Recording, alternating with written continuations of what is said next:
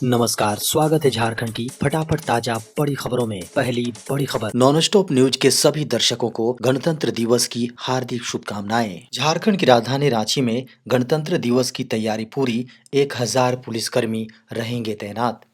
झारखंड की राजधानी रांची में सुरक्षा के कड़े इंतजाम किए गए हैं।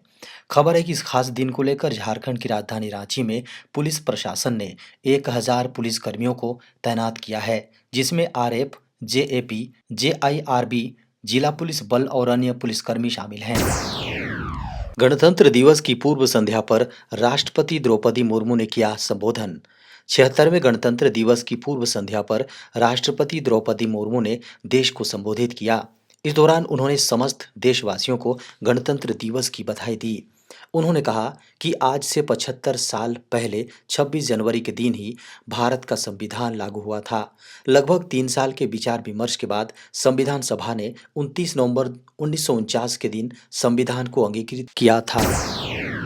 झारखंड सरकार ने सहारा इंडिया के लीगल टीम को दिया अल्टीमेटम, 15 दिन में वापस करें पैसा। झारखंड में सहारा समूह के जितने भी निवेशक हैं, अगर उनका पैसा नहीं लौटाया जाता है तो झारखंड सरकार समूह के निदेशकों के खिलाफ गिरफ्तारी की कार्रवाई शुरू करेगी। खबर है कि झारखंड के पुलिस महानिदेशक अनुराग गुप्ता ने सहारा इंडिया के लीगल टीम को यह अल्टीमेटम दिया है। खबर है कि इस दौरान लीगल टीम ने मांग की कि झारखंड में उनके जितने भी ऑफिस सील किए गए हैं उसे खोला जाए। इस पर पुलिस महानिदेशक ने उनकी मांग को अस्वीकृत कर दिया।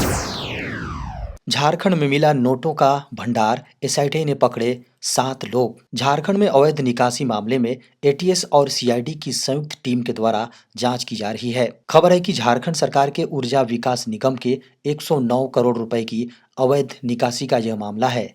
इसी कड़ी में झारखंड एटीएस के एसपी ऋषभ कुमार झा के नेतृत्व में गठित एसआईटी टीम ने शुक्रवार को झारखंड की राजधानी रांची में छापेमारी की थी। मीडिया की खबरों को माने तो रांची के डोरंडा थाना अंतर्गत एक व्यक्ति के पास 60 लाख रुपए नकद बरामद किए गए हैं। निर्वाचन में उत्कृष्ट प्रदर्शन करने के लिए झारखंड को मिला बेस्ट परफॉर्मिंग स्टेट का अवार्ड। निर्वाचन में उत्कृष्ट प्रदर्शन के लिए झारखंड को बेस्ट परफॉर्मिंग स्टेट के अवार्ड से नवाजा गया है। मीडिया की खबरों को माने तो यह अवार्ड राष्ट्रपति द्रौपदी मुर्मू ने झारखंड के मुख्य निर्वाचन पदाधिकारी के रवि कुमार को दिया है। बता दें कि पिछले वर्ष हुए लोकसभा तथा विधानसभा चुनाव में मुख्य निर्वाचन पदाधिकारी के रवि कुमार के नेतृत्व में झारखंड में कई नवाचार किए गए थे, जिसके बदौलत झारखंड को यह अवार्ड मिला है। झारखंड में 28 जनवरी से होने वाली 8वीं और 9वीं की परीक्षाएं स्थगित। जैक यानी झारखंड एकेडमिक काउंसिल की 8वीं एवं 9वीं की एग्जाम स्थगित कर दी गई है। मीडिया की खबरों को माने तो जैक में अध्यक्ष एवं उपाध्यक्ष के पद खाली होने के कारण समय पर एग्जाम नहीं हो सकी। 8वीं की परीक्षा 28 जनवरी को, साथ ही 9वीं की एग्जाम 29-30 जनवरी को होने वाली थी। गणतंत्र दिवस के अवसर पर झारखंड के 12 पुलिसकर्मियों को किया जाएगा सम्मानित। गणतंत्र दिवस के मौके पर झारखंड पुलिस के 12 पुलिसकर्मियों को सम्मानित किया जाएगा। यह सम्मान उन्हें विशिष्ट एवं सराहनीय सेवा के लिए दिया जाएगा। सूची में शामिल सभी 12 पुलिसकर्मियों medal for meritorious service medal दिया जाएगा। झारखंड पुलिस के 2 आईजी, एक डीएसपी समेत 12 पुलिस के जवान को सम्मान मिलेगा। बता दें कि वर्ष 2024 में झारखंड पुलिस के 23 पुलिसकर्मियों को वीरता पदक और एक पुलिस अधिकारी को राष्ट्रपति पुलिस उत्कृष्ट सेवा पदक दिया गया था, जबकि 12 पुलिसकर्मियों को पुलिस सराहनीय सेवा पदक दिया गया था। 76वें गणतंत्र दिवस समारोह में मुख्य अतिथि होंगे इंडोनेशियाई राष्ट्रपति। भारत की 3 दिवसीय यात्रा पर आए सुबियांतो रविवार को कर्तव्य पथ पर आयोजित होने वाले गणतंत्र दिवस समारोह में मुख्य अतिथि होंगे। वार्ता के बाद मीडिया को अपने वक्तव्य में मोदी ने इंडोनेशिया को 10 देशों के आसियान समूह के साथ साथ हिंद प्रशांत क्षेत्र में भारत का महत्वपूर्ण साझेदार बताया और कहा कि दोनों देश इस क्षेत्र में नियम आधारित व्यवस्था के लिए प्रतिबद्ध हैं। प्रधानमंत्री नरेंद्र मोदी ने शनिवार को इंडोनेशिया के राष्ट्रपति प्रबोवो सुबियांतो के साथ व्यापक वार्ता की। बातचीत में दोनों देशों ने समग्र द्विपक्षीय संबंधों को नई गति देने, खासकर रक्षा विनिर्माण तथा आपूर्ति श्रृंखला के क्षेत्रों में संयुक्त रूप से काम करने पर सहमति जताई। पीएम मोदी ने कहा कि हम इस बात पर सहमत हैं कि नौवहन की स्वतंत्रता अंतर्राष्ट्रीय कानून के अनुरूप सुनिश्चित की जानी चाहिए। रिचार्ज के नाम पर लूट रहे मोबाइल उपभोक्ता, ट्राई दूरसंचार कंपनियों पर कसेगा शिकंजा। टेलीकॉम कंपनियों पर शिकंजा कसने की पूरी तैयारी कर ली गई है। यह शिकंजा उस मामले में जिसमें लोग कई बार केवल मोबाइल डाटा ही प्रयोग करना चाहते हैं, लेकिन रिचार्ज प्लान के कारण उन्हें मोबाइल डाटा, वॉइस कॉलिंग और एसएमएस तीनों सुविधाओं के चार्जेस देने पड़ते हैं। इसी बात को गंभीरता से लेते हुए ट्राई ने बड़ा कदम उठाने जा रहा है। ट्राई के निर्देशों का पालन न करने पर अब टेलीकॉम कंपनियों के वॉइस पैक की जांच की जाएगी। ट्राई ने दूरसंचार ऑपरेटरों को कम लागत वाले स्पेशल टैरिफ वाउचर प्लान और सस्ते वॉइस और एसएमएस ओनली विकल्प पेश करने का निर्देश दिया था।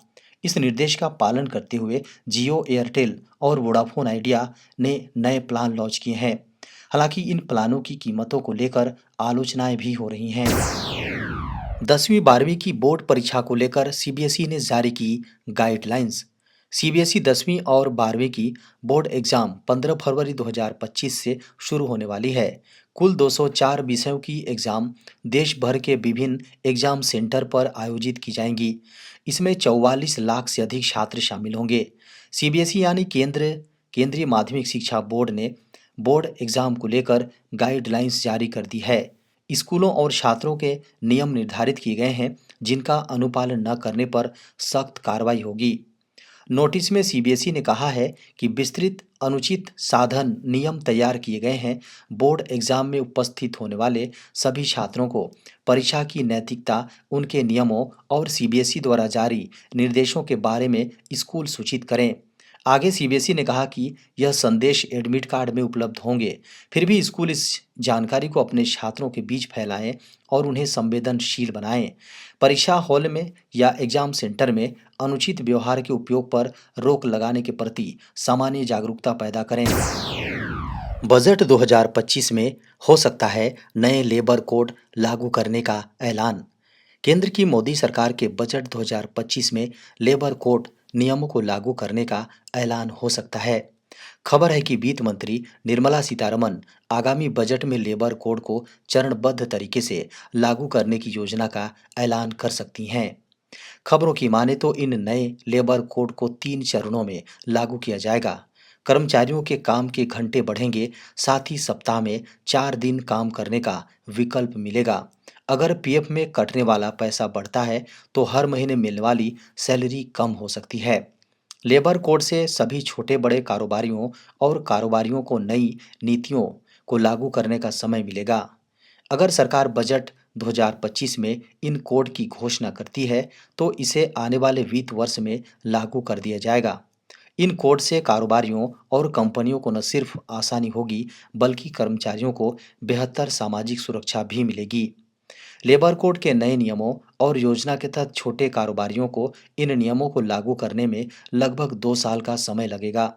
बता दें कि भारत के कारोबारी ढांचे में एमएसएमई यानी छोटे उद्योगों की हिस्सेदारी 85% से अधिक है। भारत सरकार ने 29 केंद्रीय श्रम कानूनों को 4 लेबर कोड में समाहित कर दिया है। इनका मुख्य उद्देश्य व्यापारियों को मजबूत करना और कर्मचारियों की सामाजिक सुरक्षा को मजबूती प्रदान करना है। रेलवे में अप्रेंटिस बनने का मौका, 1000 प्लस पदों पर भर्ती, 10वीं पास कर सकते हैं आवेदन। अगर आप भी रेलवे में करियर बनाने का सपना देख रहे हैं तो यह सुनहरा मौका आपके लिए है।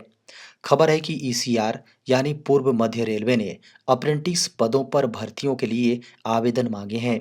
1000 से अधिक रिक्तियों के लिए इच्छुक और योग्य उम्मीदवार पूर्व मध्य रेलवे भर्ती सेल आरआरसीईसीआर की आधिकारिक वेबसाइट rrcecr.gov.in के माध्यम से ऑनलाइन आवेदन कर सकते हैं। इस भर्ती अभियान के तहत कुल 1154 पदों पर नियुक्तियां की जाएंगी। आवेदन प्रक्रिया 25 जनवरी 2025 से शुरू होकर 14 फरवरी 2025 तक चलेगी। खबर है कि उम्मीदवार ने किसी मान्यता प्राप्त बोर्ड से मैट्रिक 10वीं यानी 10+2 प्रणाली के तहत न्यूनतम 50% अंकों के साथ पास की हो। इसके साथ ही संबंधित ट्रेड में आईटीआई, नेशनल ट्रेड सर्टिफिकेट या प्रोविजनल सर्टिफिकेट होना जरूरी है।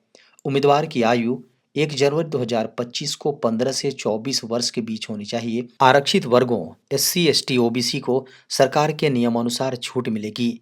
बता दें कि चयन प्रक्रिया पूरी तरह से मेरिट लिस्ट पर आधारित होगी। मेरिट लिस्ट तैयार करने के लिए मैट्रिक और आईटीआई में प्राप्त अंकों के औसत को समान वेटेज दिया जाएगा। व्हाट्सएप का नया फीचर यूजर्स को देगा मल्टीपल अकाउंट्स जोड़ने की सुविधा। व्हाट्सएप इस नए साल में भी अपने यूजर्स के लिए नए फीचर लेकर आ रहा है। इससे पहले व्हाट्सएप ने स्टेटस अपडेट के लिए नए फीचर्स को रिलीज किया था। कुछ दिन पहले व्हाट्सएप बीटा फॉर एंड्रॉयड 2.23.17.8 में कुछ बीटा टेस्टर्स के लिए multi account feature roll out हुआ था। इसकी मदद से यह ऐप यूजर को एक ही फ़ोन में अलग-अलग अकाउंट्स को ऑपरेट करने की सुविधा देती है, जिससे यूजर अपने पर्सनल, प्रोफेशनल और दूसरे अकाउंट्स को आसानी से मैनेज कर सकते हैं। अकाउंट मैनेजमेंट का यह नया फीचर यूजर्स के लिए बहुत फायदेमंद होगा। अब कंपनी इसे iOS यूजर्स के लिए भी रोल आउट करने की तैयारी कर रही है। WA बीटा इन्फो ने WhatsApp beta for iOS 25.2.10.70 update में यह फीचर को देखा है, जो ऐप के अंदर कई अकाउंट